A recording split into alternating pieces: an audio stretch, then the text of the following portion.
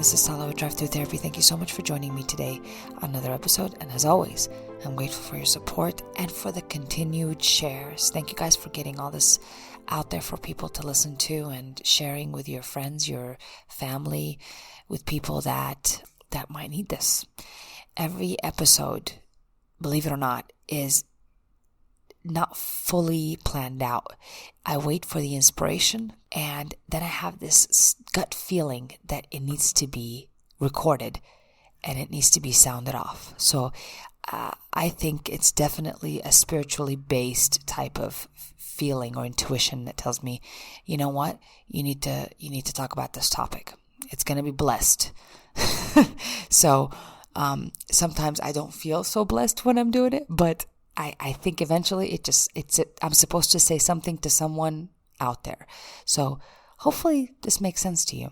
That's how I pick those episode topics, and get a lot of inspiration from you guys and from people that I see and work with, meaning clients and anybody that I happen to interact with or talk about in my human journey.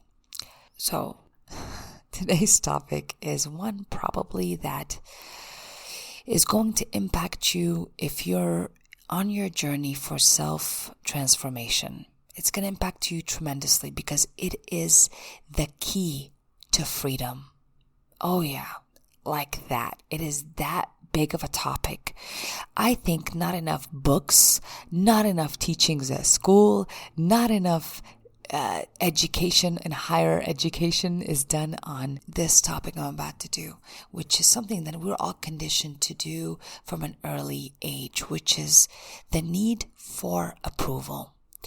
Now, I know what you're thinking. You're thinking, well, I don't have that problem. And many patients tell me that. Many patients tell me I don't have this problem where I need somebody to approve of me. And most of the time, it's ego talking. It is ego talking. Let me tell you why. Because most of the time, if we talk about, and patients will talk about how other people are the cause of their stress, if you have to complain about another person, indirectly, and sometimes directly, my friends, you need their approval.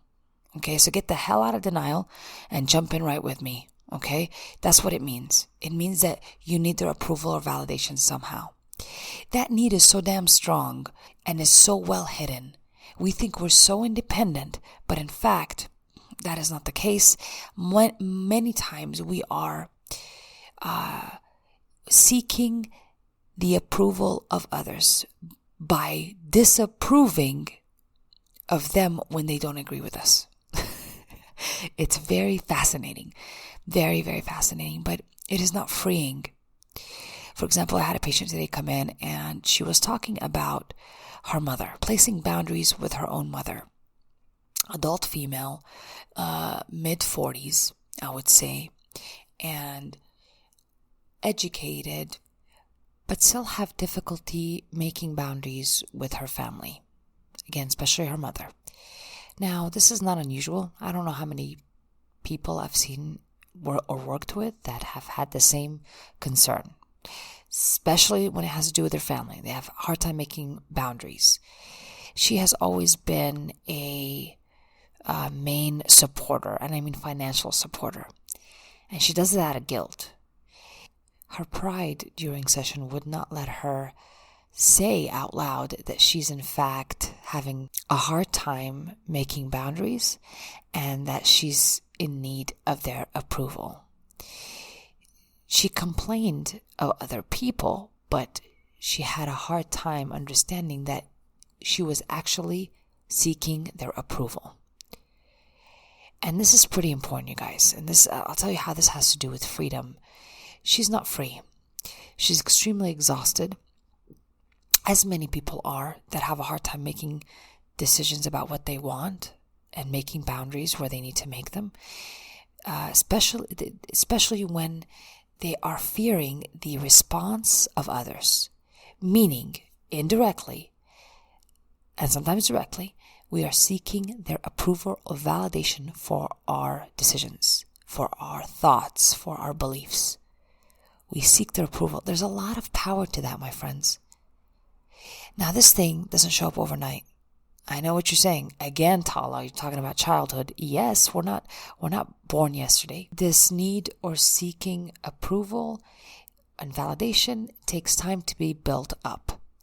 But let me first approach it this way, because this way I want you to see why we do it. And again, it starts from childhood. One of the main reasons why we do this is we have a strong conditioning that we are selfish when we make decisions for ourselves. We're selfish. That's what we're called. We're selfish, which is pretty interesting because we take it as children to extreme. Our parents really never tell us there's a balance to that, right? There's a line at one point that needs to be drawn between the decisions I make for myself and where do I really interrupt or interfere with other people's thoughts and feelings and decision. Oh, there's the thin line that is usually crossed, which is why we become stressed, why we are not free, because we still want the approval of someone. We want them to agree with us. We want to make them feel better, all those things. And we think we have power over that. And if we don't make decisions that were based on other people's feelings and thoughts, then we are selfish, which is in fact the furthest from the truth. Because if you think about it, if I continue to make decisions for other people, with other people in mind all the time of how I think they feel and I think they need help, and if I keep doing that, eventually I'm going to resent these people that I'm supposedly trying to help. For example, this patient I'm talking about, she consistently wanted to help her family financially, and she felt that she needed to do that, and and if she didn't do it, she would be selfish, and she was very guilt and fear driven. There was a lot of stress when she talked about her family. This issue now is no longer compassionate. Now I'm blaming them for how I feel, for how depressed I think I am, and how trapped I think I am, because they somehow have the key to my decision making. She's indirectly waiting for permission to be set free, to not care about how they feel and think and all that good stuff, which is, if you think about it, a rotten way that we're all raised. That if we think about ourselves, if we use the gauge within us, if we know there's a balance to how much we can help people without enabling them, if we kind of start understanding that balance, we can definitely act more compassionately towards them. We won't need to do everything for them and enable them. We must understand that suffering is part of life. And me continuing to be the financial support and the cushion that my family has financially could support me. I get my guilt relieved from that temporarily, but it doesn't help them long term. It's not the betterment of that family. Eventually, like I said, I'll resent them and I will not be compassionate towards them, emotionally speaking and mentally speaking. And they are enabled. They do not need to make any changes because they're comfortable. Yeah, I think this is not working, friends. I think the need for approval now has made us cross so many lines that are ridiculous, that are going to cause you more stress, more times of emotional entrapment, that you will become immobile emotionally because you're waiting for other people to set you free. You don't know how to do it yourself. And then we'll blame them because they're not setting us free. That's just insane to me. So that's why the need for approval is definitely something that we need to work on, all of us as a collective. We need to work on that. Freedom is that. Now, the next reason why we need the approval is a sneaky reason, really, is that we need to feel value. We get our value from the things that we do and the approval of others. This is really sneaky, you guys, and this is what it looks like. This lady we was talking about, how she gives money to her family, this is also how she gets her value. It started off that way. It started off, I feel good about giving money, but now I'm being used. So where before I was getting my value from that, now it's a burden, right? I'm no longer getting value from it, and I don't know how to put a stop to it. We created a monster, basically. So this motive of getting the value from other people is so sneaky. And the more I'm trying to get my value from other people, the less I'm seeking it within myself. And the majority of the time, I find value within myself only when, let's say, I'm around other people, or I have the attention of other people, things like that. That's when I usually find my value in this case. So we want to free ourselves from the need to need approval from other people. We really do. It is, again, just going to uplift the way you live. It's going to uplift the quality of your life. Needing approval also indicates low self-trust. Again, it moves you further away from you and trusting you in making decisions. It's like we have to call 7 people before we hear the right answer for what we want to do and the decision we want to make. You're not free. You have to call 7 people. You have to have your mom or your dad or your husband or your wife give you permission to not worry before you stop worrying, for example. It's kind of going to deter you from working on yourself and working on the gauge that you need to tweak on the inside of you. You're too busy tweaking everybody else's gauge in hopes that they tweak yours. And it's not going to work. It's not going to work. You're not going to like it. And that's not how we're built. How I know that, because it takes me to my next point. We know that we have a need for approval when we become psychics. When we start caring about what other people think. Let me rephrase that. Not caring, because caring, I don't want you to go to extreme and say, I don't care. I don't care. No, I need you to care. We can care, but still have boundaries, people. Sometimes we don't know how to do that. But when we become psychics, meaning that I know what this person's thinking and feeling, and I'm going to tweak my behavior to ensure a certain response from that person, that means I am seeking their approval. Sneaky. Again, sneaky. It's like I do this all day long, and if you're really honest with yourself, you know you're doing this all day long if you're stressed by other people, if other people stress you. Okay? Meaning that if you are offended by other people, that's another way to say that you still want their approval, or you still want to change their mind, or you still want some kind of response from them, period.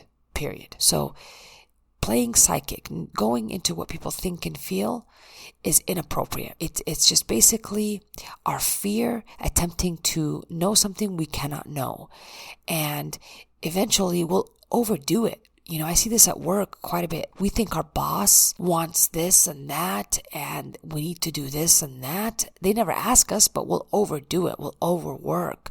We'll do other people's jobs. We'll take on more, but eventually resent everything. Resent our job, resent our boss, but the boss never even asked us to do anything.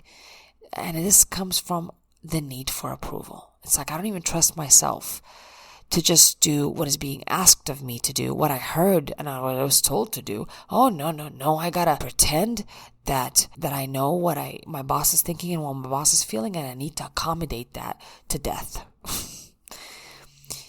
This comes, like I said, from childhood. All of this does. And when we were children, a lot of the times it was rewarded for us to obey. Because of that, the conditioning was very strong. It decreased our self-trust because we were not using our own gauge. We're using our parents' gauge. Because when we used our own gauge, sometimes we had aversive responses from our parents. So it kept us away from using our gauge. We became unsure. And we would go ask our parents if we can do something, because we want their approval before we do anything. We want their approval before we do anything. Because when we try to do it ourselves, sometimes we may be called selfish. Or there may be some other reaction that we were just not expecting, nor do we want. But it will teach us that not to trust ourselves, that we are not to be trusted. So we then become psychics during that time. We pretend we're psychics. That's when our psychic abilities start. Because parents will come to us and say, you know what, you made me angry. You should have known. You should have known. And at that point, we're like, what? I should have? You know, it's like expected for us to read the adult's mind and to be in charge of their feelings and emotions. It's inappropriate. we're not their psychic, but that's when our psychic careers begin, believe it or not, is when that happens. Somehow we're given the impression that we can really fix other people's feelings. And when our parents tell us their feelings out loud and blame us for them, it's like, I guess my job is to fix your feelings. And of course we get that impression. So we continue to build on that, and we use that psychic nonsense for the rest of our life until we interrupt it. And that's what we're doing today. I want to make sure I talk you out of being the psychic, where I need to know what people are thinking and feeling, or I do know what people are thinking and feeling, and I will adjust my whole life so I can make sure that they are feeling happy, they are not sad, that I'm in charge of their feelings, basically. And when they're having a rough day, I blame myself for it. And if I'm living with someone that usually blames me for their feelings and I'm Mr. Fix-It or Miss Fix-It all the time, I've basically trained them. They already know that trick, and I'm basically trained them to come to me to fix their feelings. I'm in charge of their anger or their happy and everything. I'm in charge of. They're no longer in charge of their own feelings. So this is why we need to reflect on this idea. Freedom is truly, think about it. Just reflect on it for some time, okay? Freedom is truly the idea that we no longer prioritize the opinions of others. We no longer need permission directly or indirectly from others regarding our life. And it's not selfish. I think it's the most compassionate thing, because when I start making my own decisions and living my life the way I want to live it, as long as I'm, of course, not harming other people, right? I didn't mean not offending other people. I said not harming other people, like it's a safety issue, okay? But people can get offended if that's what they want to do. That's on them. They're in charge of their feelings. I'm just going to live my life, and I'm going to live it as authentically as I can. As authentically as I can. And if that offends someone, they need to handle their own business. But I only get this one life to live.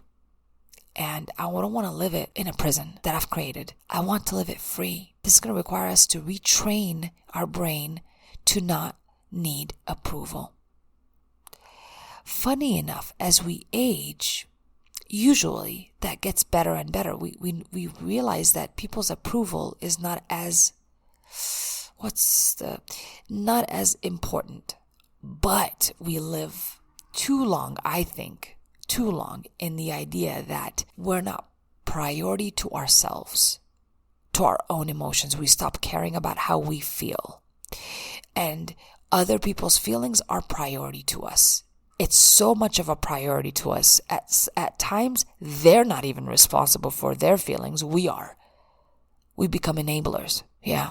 I don't think I want you to live like that. I don't want my worst enemy to live like that. It is a terrible way to live, where I don't trust myself. And the funny thing is, I'm born with myself. That relationship with me is for life. For life, all day, every day. And I don't even trust me. I don't even approve of me without somebody else's approval. There's a middleman, again, to my self-approval. There's a middleman.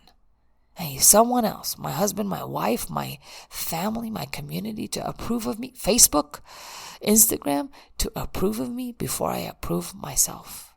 What? Check your motive, people. Check your motive. Set yourself free. And I know this is a very strong one. And it feels lonely at first because you're not calling people anymore to ask for permission. You're living your life. And you're going within to relieve yourself of the guilt of having to make decisions that are right. Really, they're really right for everyone. They're compassionate because I'm making boundaries with you now instead of enabling you. And I don't have to continue to dislike you anymore. I've taken the road of responsibility. And now I can relieve you of having to somehow relieve me of the enabling part. No, I'll go ahead and do it myself. I'll go ahead and go within and make the boundaries out of compassion, out of love. Boundaries and rules, if they're made out of love, they could be amazing. They're the most compassionate That's what they're there for. If people are kicking and screaming while you're leaving them to handle themselves, when you're sending them back to themselves, right? That's not for you to fix. They need to go through this. It's a compassionate thing you're doing because you're telling them, I'm not the solution for your problems. That there's a gauge within you that is better than I could ever be, that has more resources than I could ever give you. It's infinite. And when I have boundaries with you, I'm sending you back to it, to trust it. Beautiful, beautiful, beautiful. Why don't we all do that?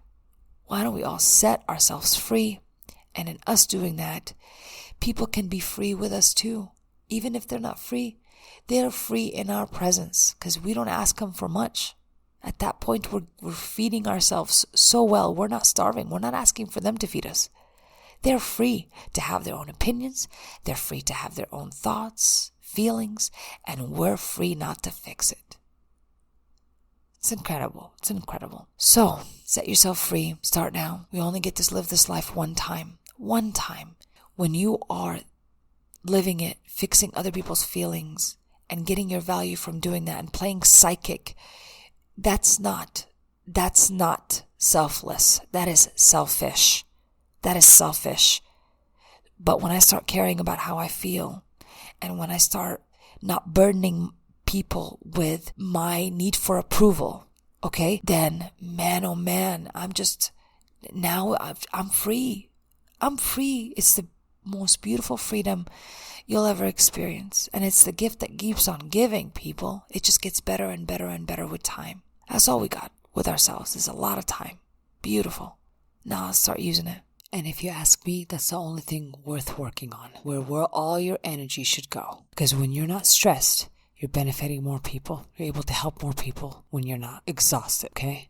Oh, I hope this makes sense for you. And I hope it was sent to the person that needed to hear it. I love you guys so much. And I'm here with you on this journey. We're not apart. I'm here with you. This has been an episode of Drive-Thru.